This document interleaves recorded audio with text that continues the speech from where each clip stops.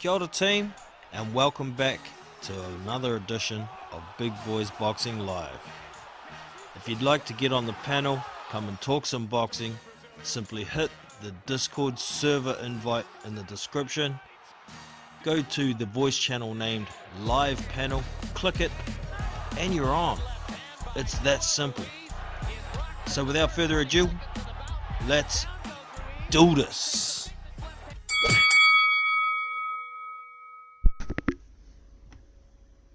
What up, team? And welcome back to Big Boys Boxing for another live edition. I'm Jono, your host. So, it's looking like Deontay Wilder is going to activate his rematch clause for the trilogy fight with Tyson Fury. Kudos to him for having the nuts to do so after taking such a decisive loss. Now, that is a good point. Is it a fight everybody wants to see? Not everybody wants to see it after Deontay got beaten so soundly. But in my eyes, a champion deserves a shot to redeem himself. So, it is what it is on that front. However, I've just had a quick glance at the news this morning. I've had a few dramas going on, so I haven't had time to catch up too much today. But I saw a couple of articles yesterday. Deontay Wilder says Anthony Durrell influenced Mark Breland to throw the towel, saying things behind him like, throw the towel, we love our champ. And it's been pointed out that Anthony Durrell is also trained by Sugar Hill. But also, nobody's mentioned the fact that both Anthony Durrell and Sugar Hill are American. So, loyalties are split. But fact is, in my opinion, Mark Breland did the right thing. Deontay Wilder had blood profusely coming out of his ear. He had blood coming out of his mouth. He wasn't landing any heavy shots from round 5 onwards. He was getting a hiding. And nobody wants to see Deontay Wilder not be able to go home to his kids. Nobody wants to see Deontay Wilder not being able to speak. Nobody wants to see Deontay Wilder lose his hearing. So for me, I can understand a fighter wanting to go out on a shield, fall on a sword, whatever you want to call it. But you got to draw the line somewhere. If that's more important to a fighter than going home to their family, I think that's selfish. So, I commend Mark Breland for what he did. It needed to be done. There's arguments that Deontay carries power for 12 rounds. He could have waited for Tyson Fury to gas out and then try and take him out. But, seriously, if your legs are gone, you can't plant your feet, you can hardly stand up. I mean, the dude fell over twice in the fight. How do you expect to get a second win when the pressure keeps coming and coming and coming? The big shots keep coming and coming and coming. So, I've got no issues with Mark Breland. Now, there's rumours going around that they might fire Mark Breland. I think that is the biggest mistake Team Wilder could make. Mark Breland is the man who's got the most experience. He's proven that he has Deontay Wilder's best interest at heart. If they're going to get rid of anybody, they should get rid of JD's. That dude's just a yes man, and that's not what Deontay needs. He needs someone to tell him how it is. He needs someone to tell him that he got thoroughly outboxed. He got beat down, and he needs to do something different if he wants to be successful or even have a chance of being successful in the rematch. No more of this, oh, your power gets you through everything, Deontay. That's all you need. Don't worry about not having a good fundamental base. Your power will get you through. You're the man. That's what a yes man does, and that's not what Deontay needs, in my opinion. So we'll see what happens, but I really hope they don't get rid of Mark Breland. David Mason in the house. How you going, brother? Mala2243 also in the house. Carlos, good to see you in, brother. Bum squad. I don't know about bum squad, man. There's still most fighters in the heavyweight division Deontay could beat. But also, you don't know. After this beating, he could be forever broken. I don't know, man. So there's a couple of other points I want to touch on as well. Before I open up the lines to let everybody come and have their say. Shelley Finkel has been commenting, saying that Deontay Wilder's eardrum was not burst, it was just a cut inside the ear. Now, I haven't heard Deontay say anything about his ear whatsoever. He hasn't tried to use that as any kind of excuse. So, I'm not going to say that the eardrum was burst. It sure looked like it, though. Man, his equilibrium was gone when he got smacked in the ear and went down in the third round. For sure. AD, what's up, brother? Good to have you in. Blackout in the house as well. What's up? So, was it just the fact that Deontay gassed after 3 rounds? Quite possibly. Now, I read an article yesterday that Deontay Wilder said his suit was too heavy with all the lights and batteries in it for his ring walk. It weighed 40 pounds. Now 40 pounds is 18 kilos. It's not a whole lot of weight.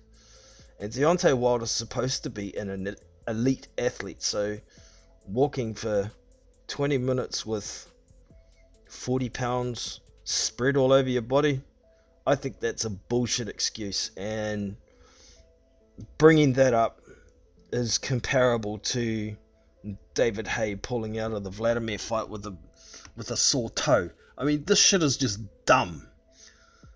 And for me, it's another reason for those who don't like Deontay Wilder to dislike him more.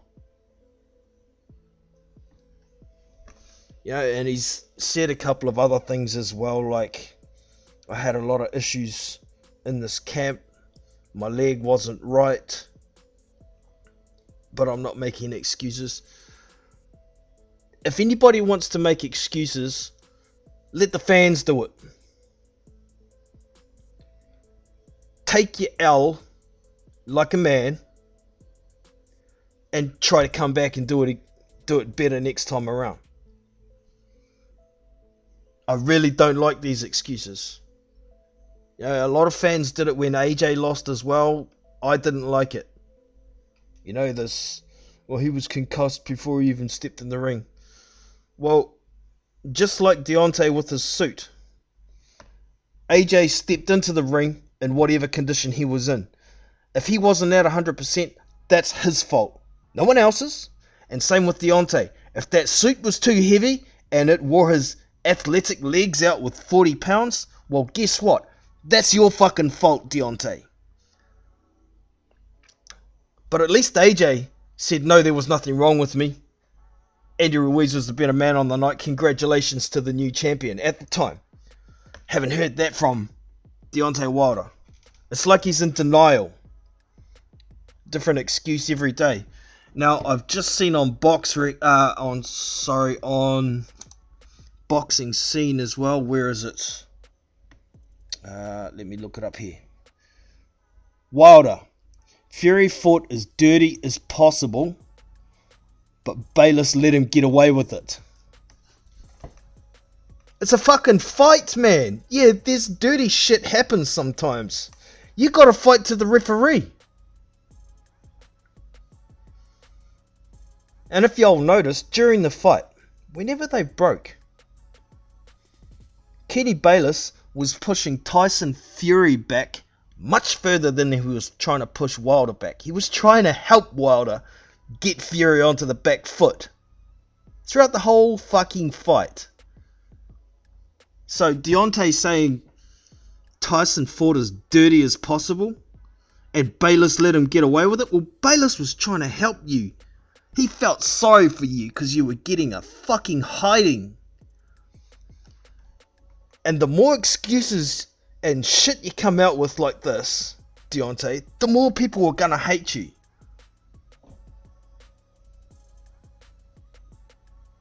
I would have been happier if Deontay had just said, look, Tyson was the better man tonight. Congratulations to the new WBC champion. Let's do it again. I want my belts back. And leave it at that. The more excuses you give, the more respect goes down the plug hole. So, that's my rant about Deontay and his excuses at this stage. So what I will do, I will go and open up the lines in just a minute, because I would like to hear other people's opinions about what Deontay can do in a rematch to improve his chances of being able to get his belt back.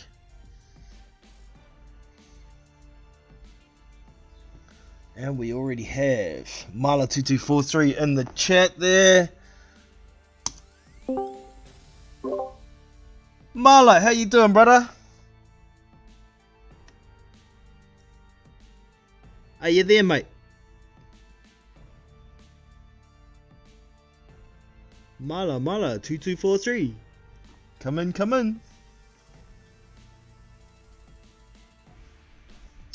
This will just give me the opportunity to switch over to my phone, y'all. So just give me a minute and I'll get this sorted. Are you there, Marla? Can you hear me? Yeah, how's it going, mate? All goods. Alright, bro, I'll just be a minute or so. Changing over to my phone. Would you like to give your opinion on the suit excuse while I change over?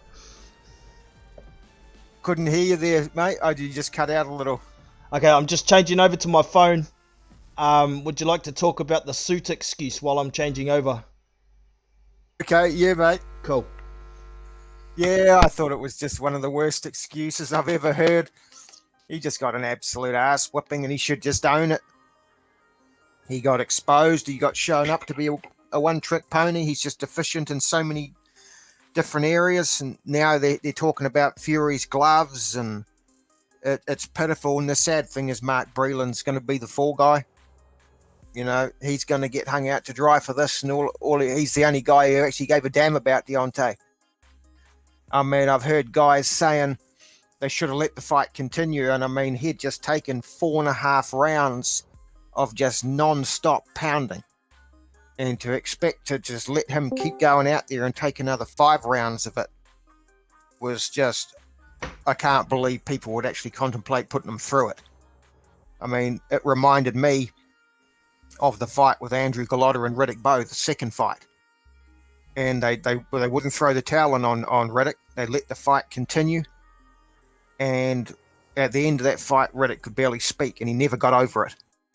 And Deontay could have been in for the same if Breland hadn't thrown the towel in on him. So, I totally agree with the decision. I think Deontay and his fanboys are just starting to make fools of themselves at this point with their excuses.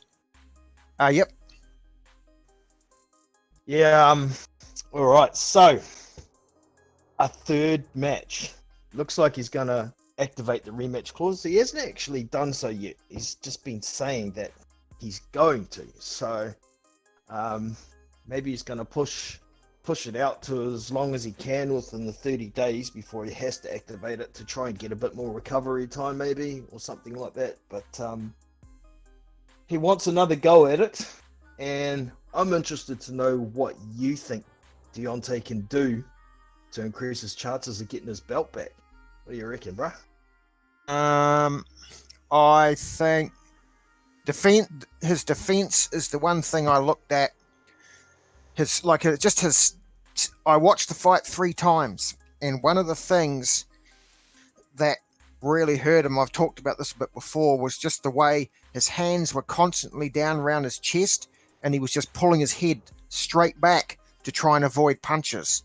And he just kept eating shots. And when Fury was charging in on him, he didn't know, to step around him.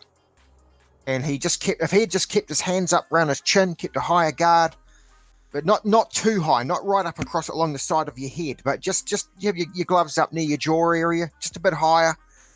And if he got down and got under the punches and stepped around as Fury come forward, he could have made so many of those punches miss. And it's just basic defensive boxing, and he just had no idea. So I mean, that's something he could definitely work on to just reduce the amount of attrition he's suffering during the fight. The inside game. That low left hand was a worry, I thought, as well. If he had have kept that left hand up by his chin, he could have, if he didn't get out of the way, he could have parried a lot of those right hands as well. But he kept definitely, man. He just had both hands down, and he was just kept pulling straight back. And it's like, mate, this guy's got fast hands and an 85-inch reach. He can get you from a long way away. So you don't want to just be pulling straight back. You've got to get down and try and get under the punches and step around. And he just had no idea. And that's something he could work on in the gym, definitely. The thing he needs to try and be more competitive with the jab. Like, he's got an 83-inch reach. His reach is only 2 inches less than Fury. And I want to see him really get aggressive with his jab.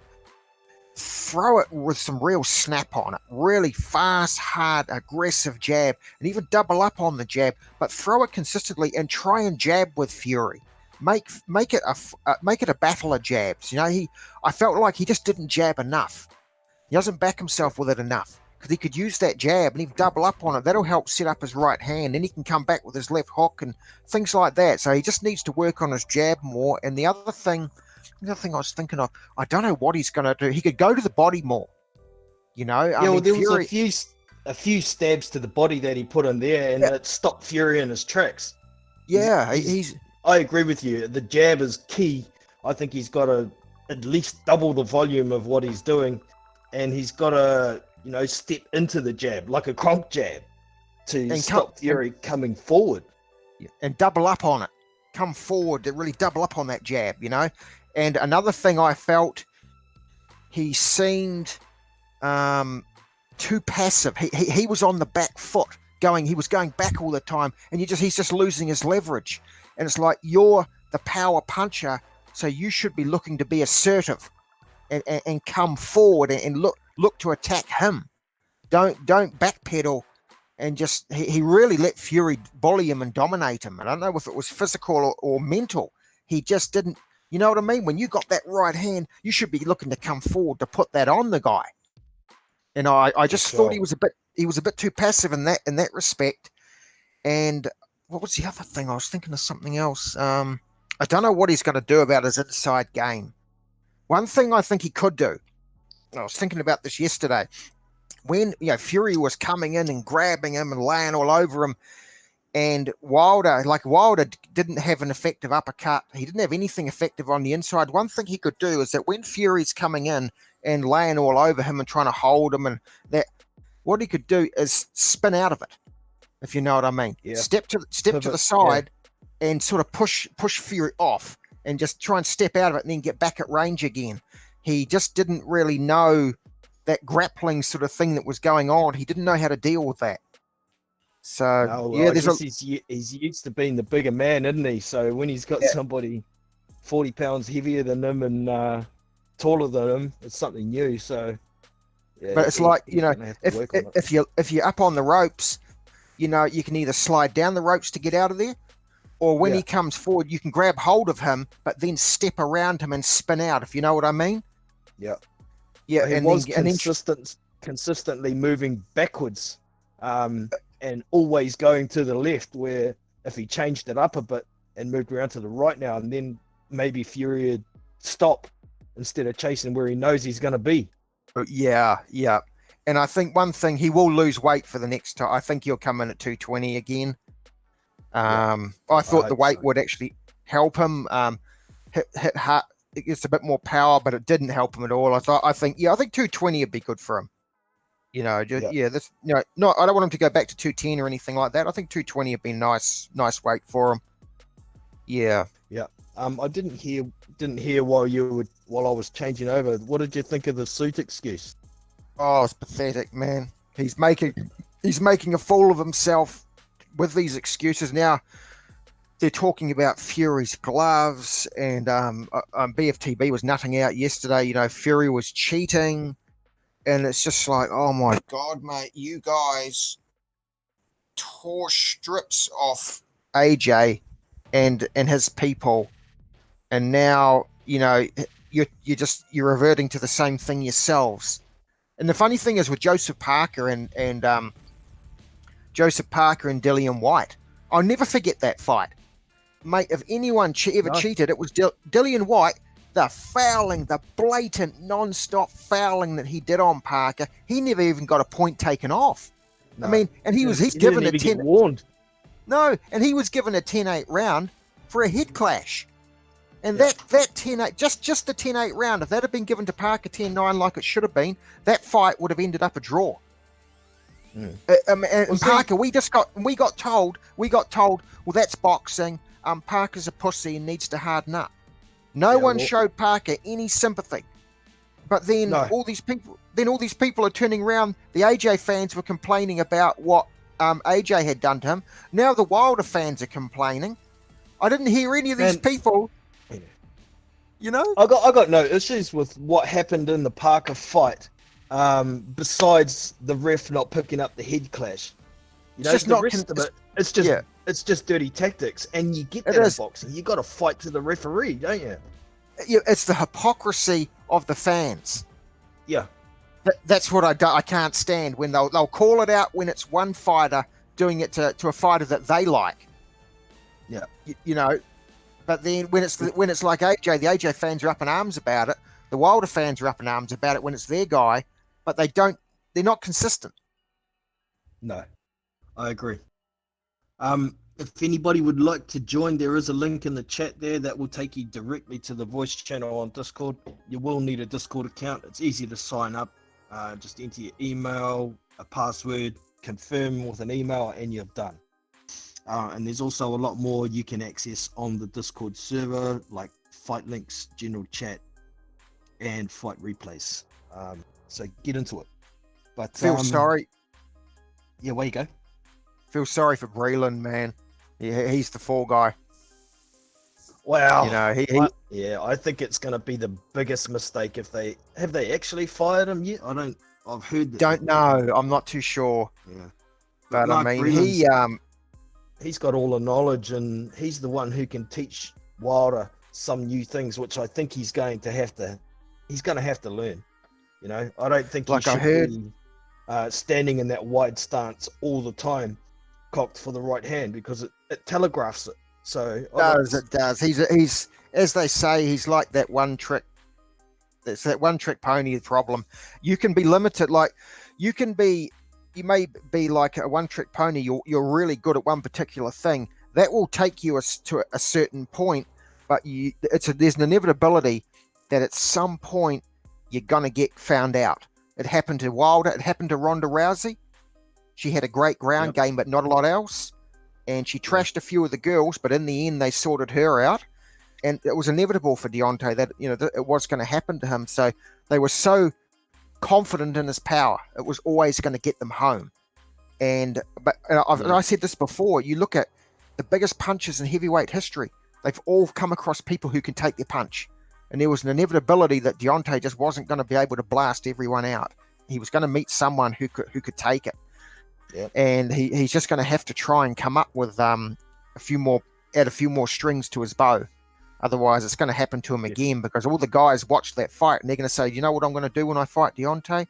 I'm going to get past his jab. I'm going to get right in on him and maul him, because he doesn't know what to do. It's a blueprint. It's been set now, isn't it? Yeah, man. And he's going to have to try and come up with something to counter that, Yep. But I'd mentioned it in the past prior to AJ losing as well. Both AJ and Wilder hadn't fought real pressure fighters, and that could be a kryptonite for them. And look what happened to AJ. You know, it happened real quick. He had to change up his style and adapt, but he has some fundamentals to fall back on, so it's easier for him to be a bit more versatile and change styles. Same with Fury. He's got a great skill base, so he can change it up and be versatile. You know, I saw Ben Davison was actually shocked at how versatile Tyson Fury is, and he knows Tyson Fury very well. So, realistically, I can't see versatility in Deontay Wilder because of his lack of fundamental skill base.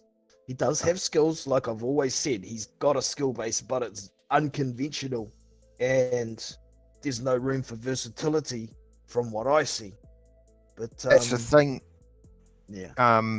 AJ was able to turn. He got a hiding, but at the end of the day, he could go away from that hiding and say, "Okay, I made a mistake in that third round. I paid the price, but he's got a good right hand. He's got a good left hook. He's got a good uppercut. Best in the game. He can fight inside. He can fight outside. He's got a good jab. And, you know, if he needed to improve his stamina, he could just lose some weight to do that. So he as I say, he had a good foundation with which he could actually fix the problems a lot quicker and a lot easier. Whereas Deontay, his uppercut was non-existent, and he's got no inside game. He doesn't use his jab enough. His defense was awful. He is more of a one-trick pony than AJ was. So it is harder for him. And at 34 years of age, I mean, how long has he got before he has the rematch? What can he achieve in 6 months? It's going to be very interesting. You know, that trainer, is it Jay Diaz? Jay Diaz. You know, what can he do? What can he do in 6 months for Deontay? Yeah. He's got so much work to do in such a short space of time, Deontay. That's the problem. Yep. And there's what everyone's saying, can you teach an old dog new tricks as well? Personally, I am hoping to be surprised because I want to see a competitive match between the two. But then, even if Deontay learns some new tricks, I've always got in the back of my head that Tyson's only been trying to use this Kronk style for 3 months. He's only been training doing that. If he's got another 5 months of honing his skills in that style, he's going to be that much better. So I can't see whatever Wilder brings, even if he's got some new tricks, I can't see it. But like I say, I am hoping to be pleasantly surprised. Yeah, because I didn't give him a round in that fight. I felt the first 2 rounds like he was landing some semi-power shots on Fury. Fury was seeing them coming, and he was turning his head with them to take some of the power off.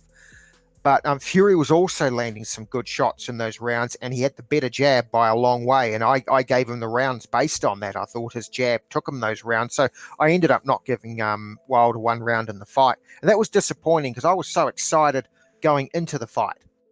You know, I was expecting a contest, and he just got crushed. He just got beaten in so many aspects. And I guess that's why a lot of people don't want to see a rematch. But, you know, I personally won't be half as hyped for the next one, but I will certainly watch it. Certainly. Definitely, yeah. You know, but I can understand why a lot of people are saying, why bother with a rematch when somebody got beaten so decisively? Now, there is some reports out that there was almost 2 million pay-per-views in the States alone, which is great news. That's huge. That's huge. That's a massive fight, and it deserved it. I mean, I can't think of any heavyweight boxing fans that weren't absolutely amped about this fight. But next time around, are the numbers going to be so good after taking such a defeat like that? Yeah. They'll have to market the fight. They'd have to market the fight. Like if Wilder brought in new trainers and he really changed things up and said, look, we know, we messed up in a lot of areas. We've done a lot of work. We're bringing new things. that might create enough interest. They may not do 2 million buys, but they may still do a good amount of buys. Yeah. If he comes in when people know that it's just the same Deontay and they really haven't faced up to what happened and changed anything, you could see people, not really be prepared to pay that for the fight. But Deontay and his team, I think, have got to get out of this mentality that, blaming it on this, blaming it on that. Take the loss, learn from it, and come back better is what you should be doing. The more that's what I mean. Yeah. The more excuses that come out, the more people are going to dislike Deontay Wilder, and that's a shame because there's already plenty of people who do dislike him, unfortunately. He's making it. Yeah, they're making fools of themselves at the moment, unfortunately. And it was like I was listening to BFTB, and he was the day after the fight, and he said, "Oh, they took 5 rounds off Deontay. He's a puncher. He should have been able to keep going." And I thought to myself, "Christ, you had 4.5 rounds from the 3rd round on, just 4.5 rounds of non-stop pounding." And the thing is, yes, he's got that one-punch power, but he was getting increasingly exhausted, and his equilibrium was gone. So how can you plant your feet to generate the power? You got no leverage. Yeah, and it just going backwards all the time as well. You're losing leverage. Going backwards, he can't plant his feet, can't throw that big punch. Yeah. So I just felt Breland. Even at the end of the 6th round, they could have stopped it there. They could have just said, "Look, man, this is just, you're not winning this." But they let him carry on. I thought it was a good stoppage, and I just thought, because Breland, if it was, I read that it was a 2-centimeter cut in his ear. The thing is, Breland, he doesn't know that. All he can see as the trainer is my fighter's getting beat up round after round. He looks exhausted. He's eating punches. He looks almost defenseless at times. He's got blood coming out his ear. He doesn't know where it's coming from, so he doesn't know what's causing it. So he had to air. He said, "I've had enough. I've seen enough." I feel like he did make the right call as a trainer. You've got to step in for your guy. And I fear for Deontay because the other trainer said I wouldn't have thrown the towel in, and I'm like, that's scary. It was like Riddick Bowe and Andrew Gallotta. Also, Deontay Wilder throughout his career has always told his coaches, "Don't ever throw the towel when I'm fighting." And I'm thinking to myself, damn, that's not good for your kids. That's not good for your fiance. You might not come out of that ring in one piece. Well, he said he wants a body. It could be his body, man. He could be the one ending up killed. I remember Riddick Bowe, Andrew Gallotta, the 2nd fight. Eddie Futch had left. He was so disillusioned with Riddick constantly being out of shape, he just walked away. And Riddick Bowe ended up on the ropes round after round, just getting pounded. And he just, at the end of that fight, he couldn't. They had tried to interview him after the fight, and you could understand a word he was saying, and he never come back from that, Riddick. And the thing is, if Eddie Futch had been in that corner, he would have thrown the towel in a lot earlier. Yeah, he would have thrown it in, man. And that's the thing. If Breland's not there, mate, you could see Deontay just end up getting absolutely destroyed. If they do get scary. Rid of Breland, I hope they get a real coach in there and don't just leave it all up to JDs. Man. Yeah, man. That could be the end of Deontay Wilder, and I hate saying that. We don't want another Patrick Day. Not this year, please. Yeah. So, it is what it is. I'm wondering when we're going to actually hear Deontay speak on camera about anything about this fight. I really do want to see him just man up and congratulate Tyson Fury, take the loss, and concentrate on coming back. Don't even bother talking to media if you're just going to talk about excuses. That's only going to make the you got to own it. Go down as well. Yeah, you got to own it.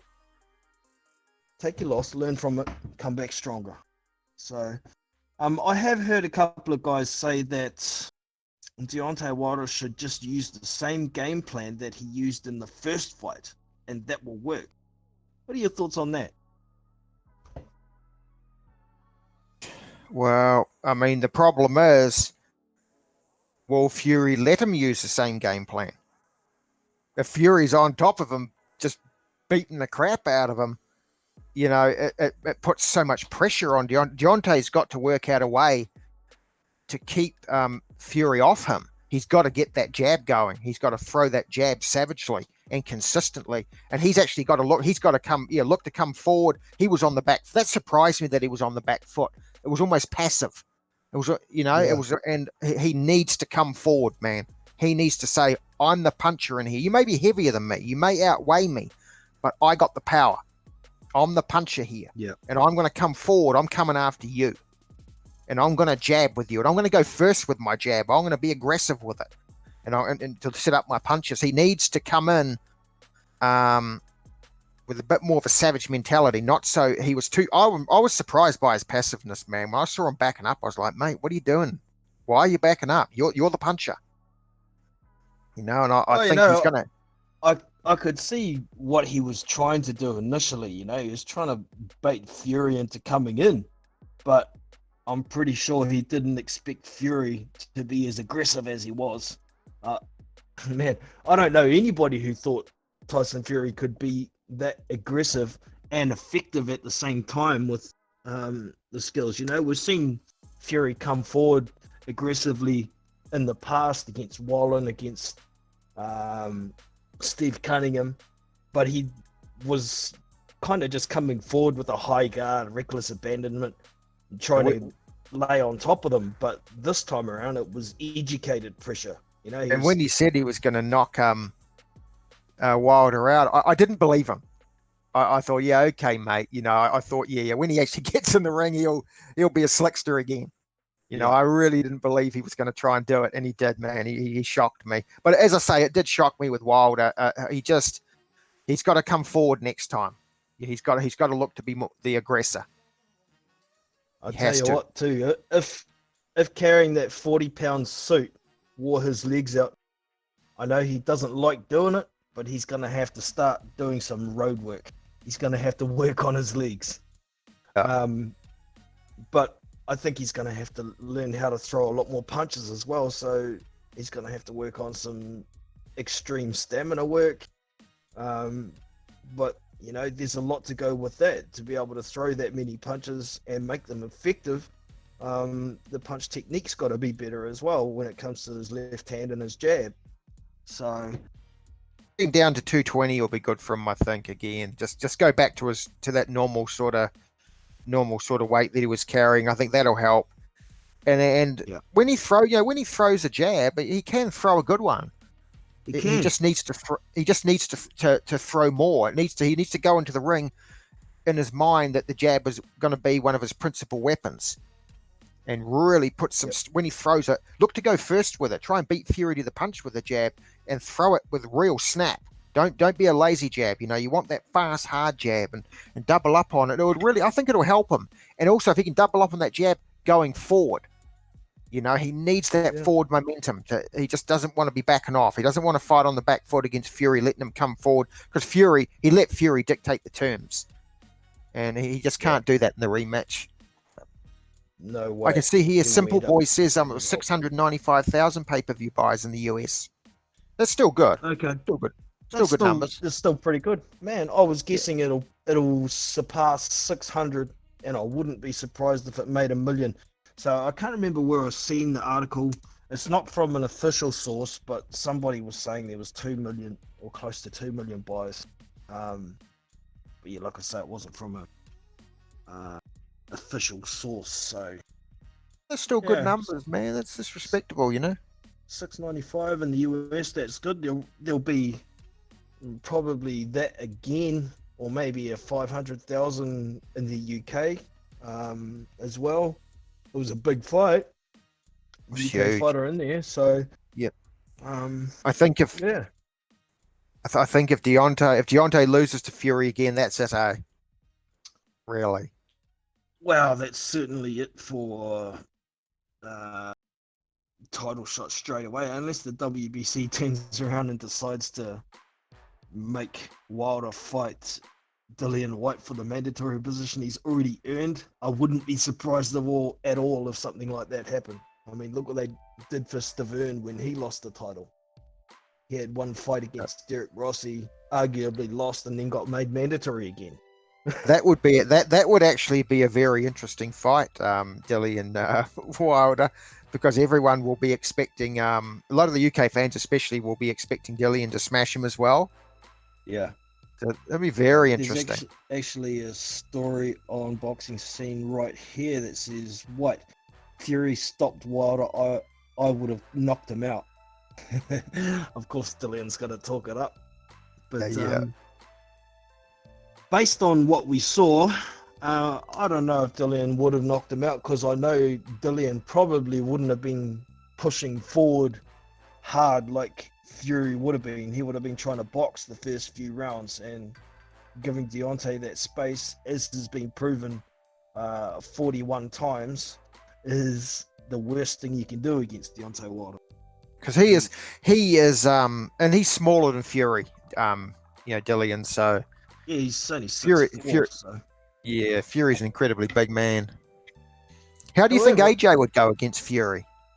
Like, a lot of people man, are saying, "Oh, I'm he'd still destroy riding the AJ." hype, still riding on the hype right now, and as of right now, I can't see Joshua beating Fury. However, I do think Joshua would have a better chance than Wilder at this stage, because he has more of a fundamental skill base, so he can change up his strategy if shit ain't working.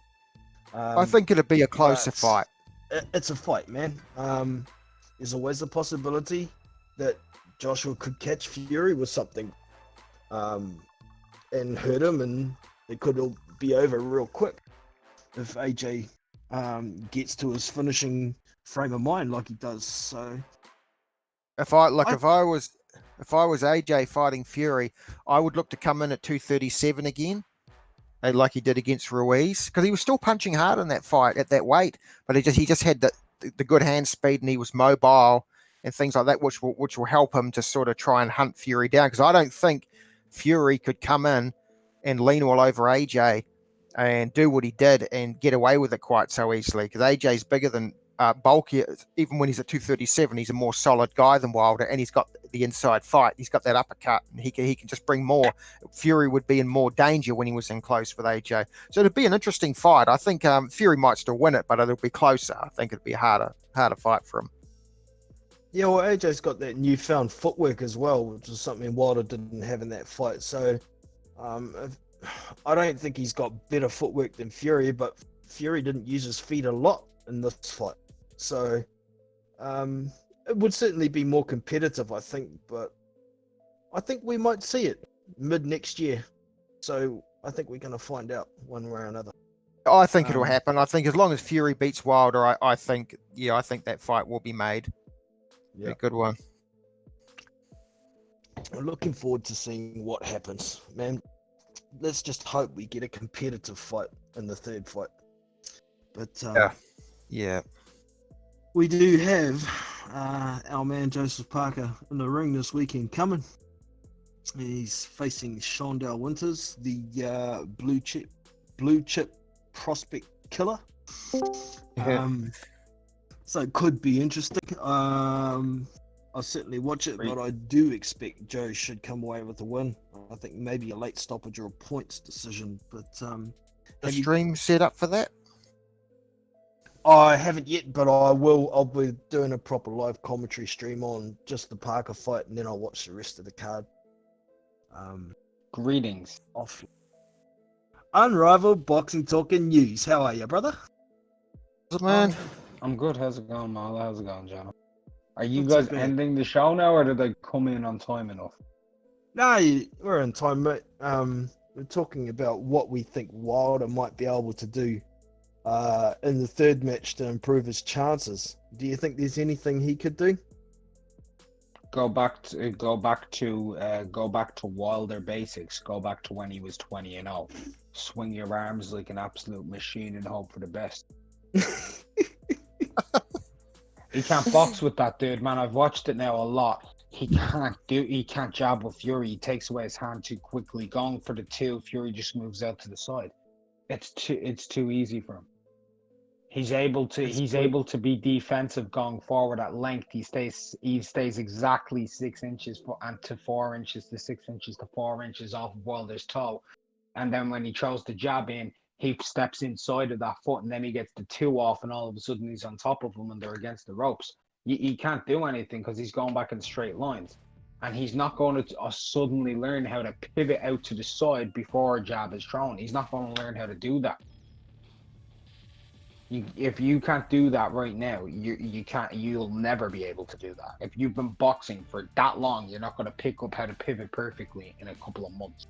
And even then, if he learns how to pivot, then he needs how to learn how to block the hook coming in over the top. Fury's able to hook from Wilder's jab range.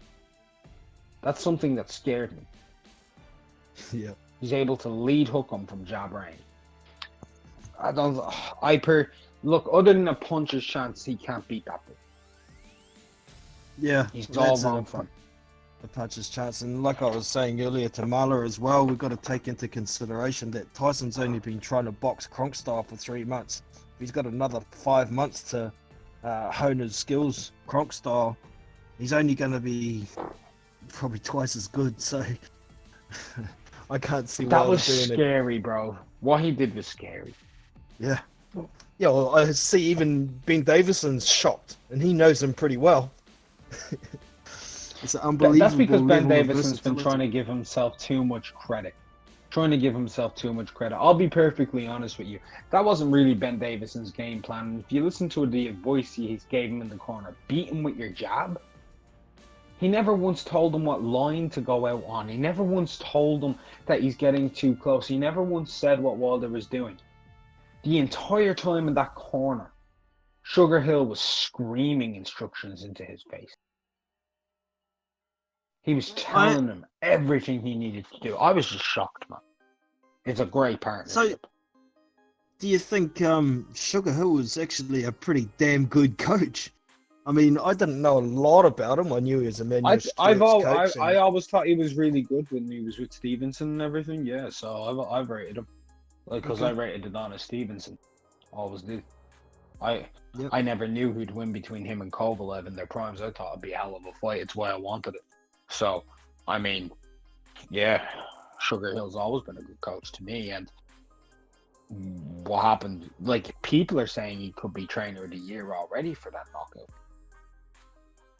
Wow. Reading on here, Steve Kim of ESPN said Abel Sanchez has reached out to Wilder.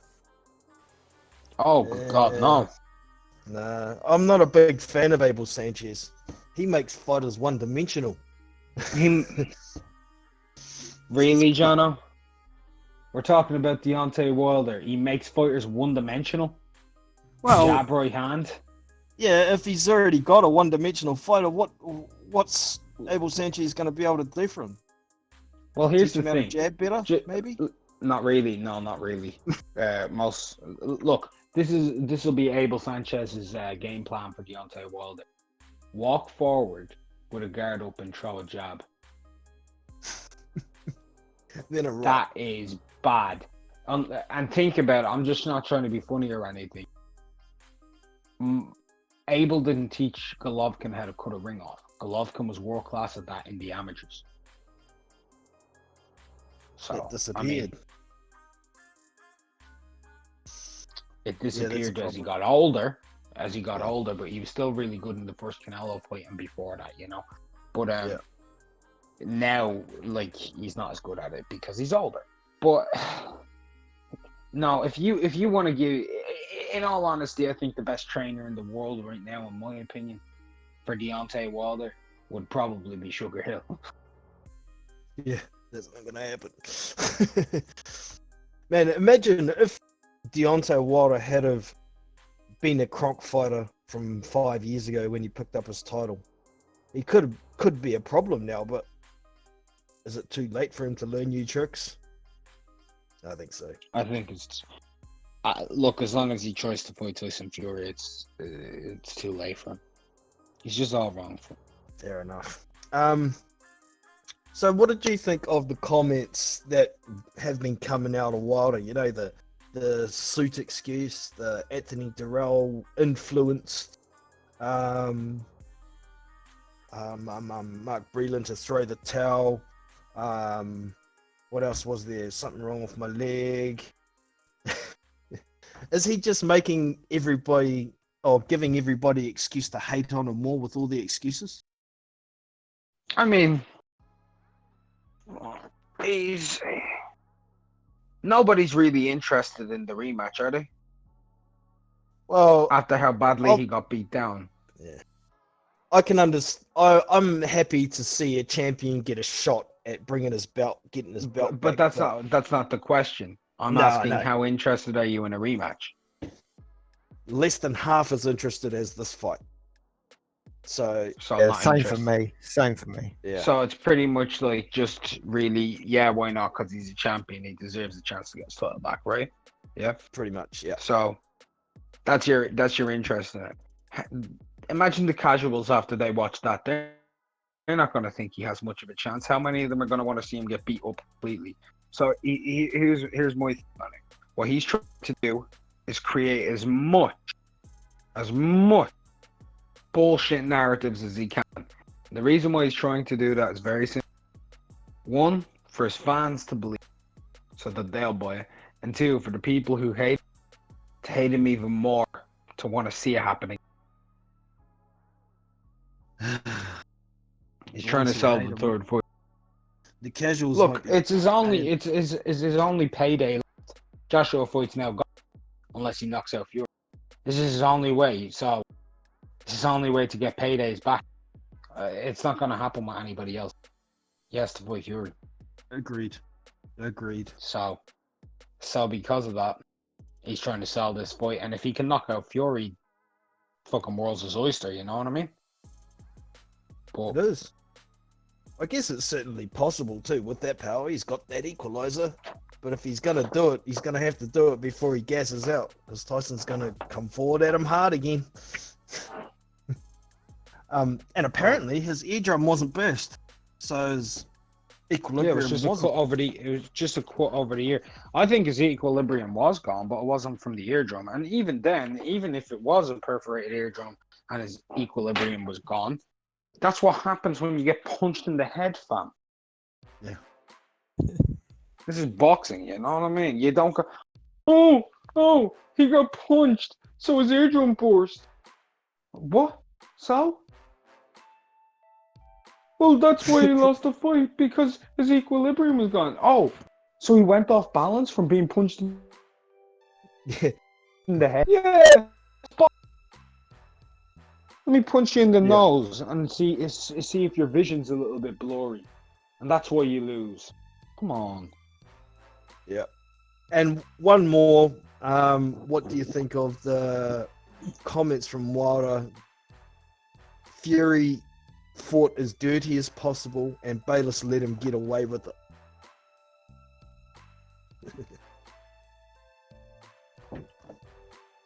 I felt Bayless left Fury away with quite a number of things. Yep. I also felt agree. he let Deontay away with a lot of things. I think he punished Fury for something he probably shouldn't have punished him for. But I also felt he tried to buy time for Deontay in certain moments of the fight. So all in all, this is my opinion. For both fighters, like people keep asking and I haven't said it, but my exact opinion is Kenny Bayless performed absolutely atrociously as a referee, because the 1 point deduction probably shouldn't have been a point deducted. Both fighters should have been point deducted for numerous different occasions during the fight, and he gave plenty of time to another fighter. And I didn't like how coming out of the clinches, he always engaged Fury's body. And he was always pushing Fury back a lot further than he was trying to push Wilder back too. He pushed him back into Wilder's 1-2 range. Yeah. Because Wilder likes to step into it. So, all in all, I thought Kenny Bayless actually... You can either have it like this. He was perfectly neutral because he fucked it up for both guys, or you can say that he had a terrible fight. One or the other. Yeah, that's what I was going to say. It evened out what he did for Wilder and what he did to Fury. Well, it evens out. So for me, it's a non-argument. It is what it is. Fury was clearly the superior fighter, That's it. And that's another reason why it got stopped. because Wilder wasn't landing any good shots anymore after the first. He was bleeding out of two orifices in his head.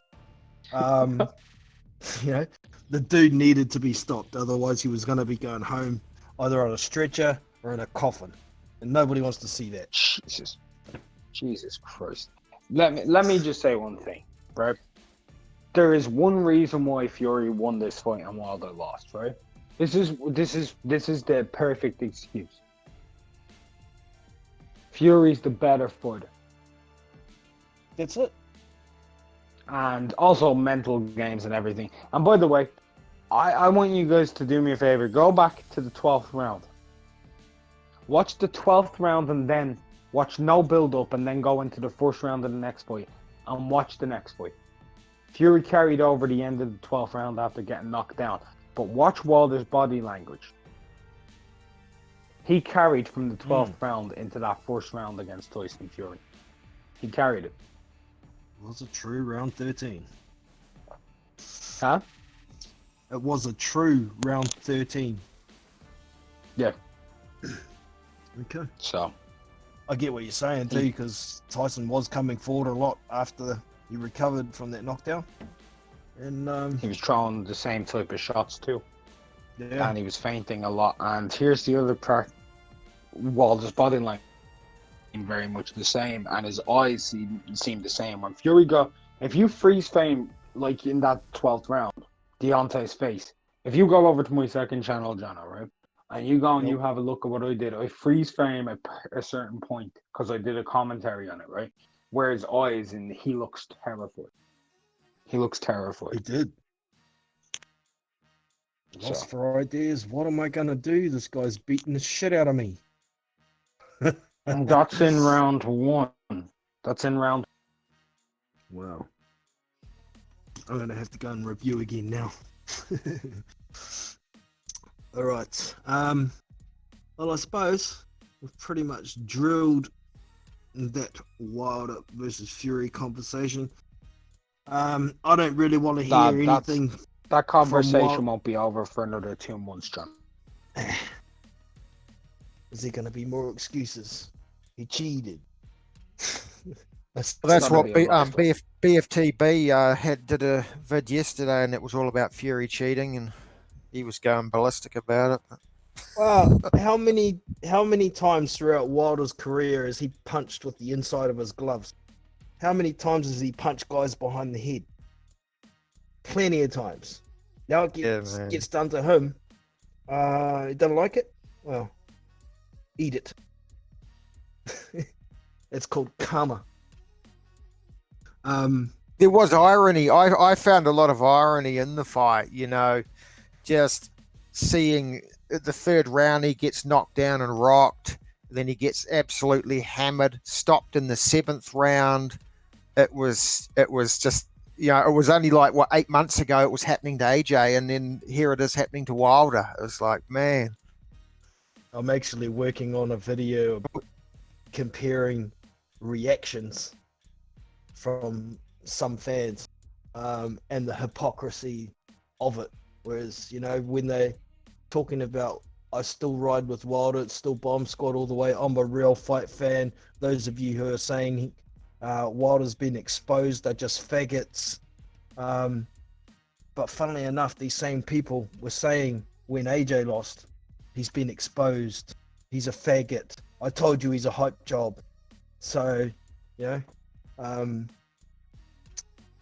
they're also saying, you know, Wilder can come again, he's going to do better in the rematch.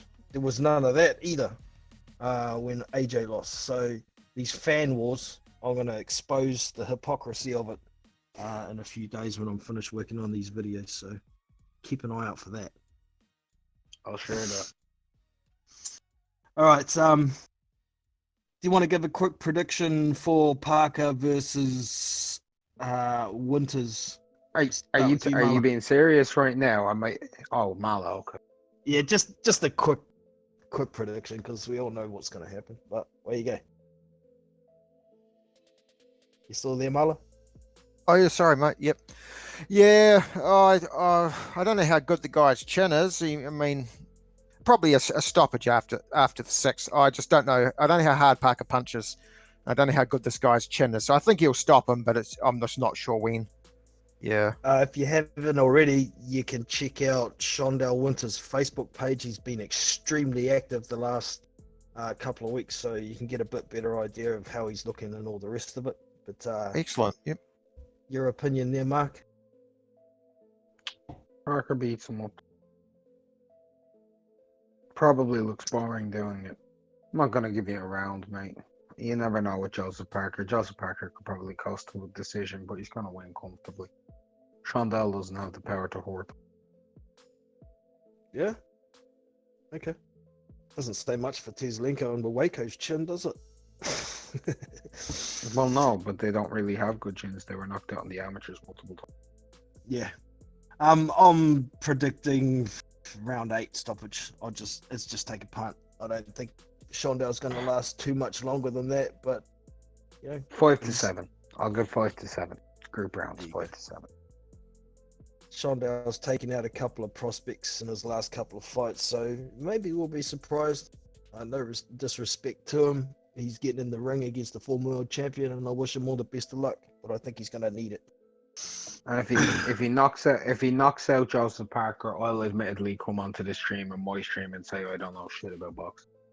Same. Just like I did when Andy Ruiz fought against Joshua in the first fight. I said I'd come on and say I don't know shit about boxing, and I did. There you go. All right. Well, that's about us for today, lads. Appreciate y'all coming in. Man. It's always a pleasure. Everybody in the chat, thanks for turning up as well. Don't be afraid next time. If you want to have your say, you can always hit the link. Come and have a yarn. Give your opinion. And you'll be respected for it one way or another. So, hope you all enjoyed.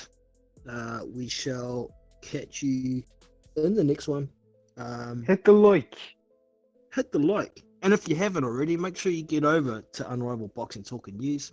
Check out his content, very knowledgeable. But I'm sure you already know all this. So get over there. All right, lads. We're out. See you later, next time. Jono. See you later. That's it for today. Appreciate y'all coming and checking out the Big Boys Boxing content. Don't forget to hit that thumbs up and subscribe.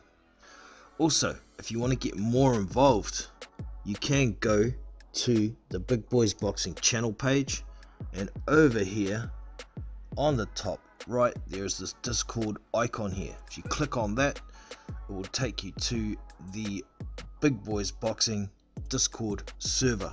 This is it here, and these are the text channels here. The info is all about the channel and how to get involved. General chat, we all just talk about boxing, any subject, everybody's welcome. Live fight links, I drop links here that will take you to live fight events.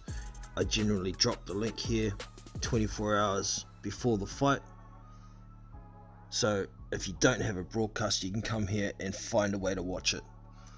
Also, fights that I do record, I will be posting here. I've got a couple here already, as you can see. And down here, the voice channels, live panel. If you'd like to get involved with the live YouTube streams, the panel is on here. Once you get here, you just click on live panel, and as you can see, you're in. If you'd like to mute at any point, there's a little mic icon here. Click on that, and you are muted. And if you'd like to leave the call, this is your hang up button. Simple as. And down here, this is anytime chat.